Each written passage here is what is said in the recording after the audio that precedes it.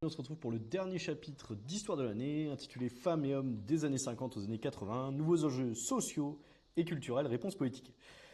Problématique, quelles sont les transformations de la société française en fait dans la seconde moitié du XXe siècle? Donc en guise d'introduction, on va partir d'une frise. En fait, elle est hyper importante à comprendre pour le contexte en fait de toute cette période. On a d'abord ce qu'on appelle les 30 glorieuses.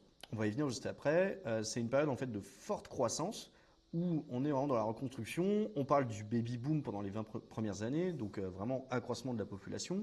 C'est-à-dire c'est une période plutôt positive. Et on a une crise économique qui est liée à un choc pétrolier, celui de 73, et derrière on va parler de dépression économique. Donc si on essaie de schématiser, période plutôt favorable, on a ensuite 1973 et ensuite dépression. Donc ça aura son importance pour la compréhension des événements sociaux. Des transformations de la société française. Donc comme je le disais, deux périodes, expression qui désigne donc la période de forte croissance économique que connaissent les pays occidentaux, justement entre 45 et 75. Et du coup, après, la dépression économique, donc période de ralentissement et d'instabilité de la croissance économique.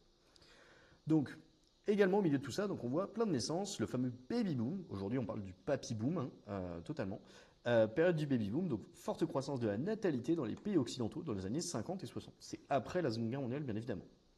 Et justement, en 1973, tout va être plus cher, la totalité de notre économie touchée par la hausse du pétrole. Donc 1973, premier choc pétrolier, c'est-à-dire que les prix du pétrole s'envolent. Et à cette époque-là, toute l'économie est dépendante de ce pétrole. Ce qui fait qu'on va avoir des fermetures d'entreprises, une hausse du chômage, les prix qui vont augmenter. Bref, c'est vraiment le ralentissement et la fin justement de cette période d'accroissement et cette période en fait très favorable qu'on appelle les 30 glorieuses.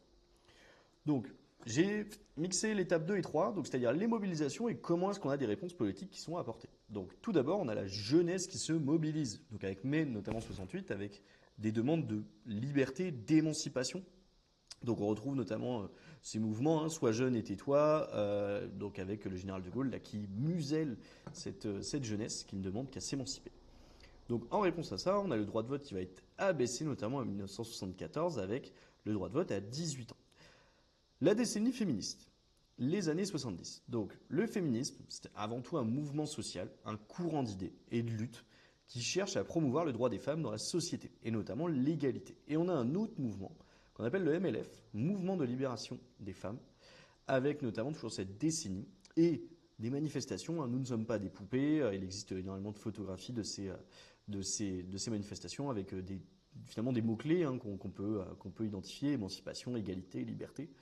Et ça va se manifester en fait par des lois hein, qui vont passer avec l'autorité parentale qui est partagée, c'est-à-dire que eh bien en fait l'enfant, l'autorité n'est plus seulement celle du père, c'est également celle de la mère. Il y a une loi qui est emblématique franchement à retenir, c'est cette fameuse loi IVG portée par cette grande dame qui est Simone Veil, avec en fait c'est une nécessité sanitaire puisque les femmes qui souhaitent interrompre leur grossesse ne peuvent pas. Si elles le font, bien c'est interdit, c'est répréhensible et donc certaines femmes vont aller à l'étranger pour le faire et d'autres vont le faire clandestinement dans des conditions sanitaires totalement précaires. Donc le MLF va également s'investir pour cette cause et va le demander, hein, cette légalisation de l'avortement. Et c'est finalement en 1975 que l'IVG, interruption volontaire de grossesse, est légalisée en France. Il existe d'autres mobilisations, notamment, on l'a dit, après le choc pétrolier, le chômage va augmenter, la précarité aussi, et on a pour toute une partie de la population, que ce soit les travailleurs immigrés, les ouvriers, les conditions de vie et de travail qui sont difficiles. On a des revendications très tôt, hein, et on a finalement ce qu'on appelle le RMI, revenu minimum d'insertion, qui est en fait instauré en 1988, justement pour avoir des ressources minimales pour les personnes à faible revenu. L'idée, c'est d'aider au maximum ces personnes en difficulté. Et également, un petit focus là aussi qui peut être fait sur le regroupement familial pour ces étrangers et ces immigrés qui viendraient travailler en France sur la période. Mais également d'autres acteurs vont se mobiliser, tout simplement avec notamment Coluche, avec les restaurants du cœur qui sont créés en 1985, qui devaient durer pour un temps limité et qui existent encore aujourd'hui justement pour accompagner les personnes en grande précarité. Euh, une dernière loi là aussi, grand personnage de la République, qui est Robert Badinter, avec la loi sur la peine de mort, donc, qui est abolie le 9 octobre 1981. Et pour conclure, en fait, moi j'aurais presque envie que vous reteniez plus ce schéma-là. La société évolue, il y a un contexte, les gens demandent plus de droits, plus d'égalité, la jeunesse s'émancipe. Donc on a des luttes, en fait, ça évolue, ils demandent de nouvelles choses. Et en fait, ces luttes, bah, on a des réponses politiques qui y sont apportées. Et en fait, là, j'aurais presque envie de vous dire, retenez par exemple les jeunes, manifestations, réponse politique, avancement du droit de vote.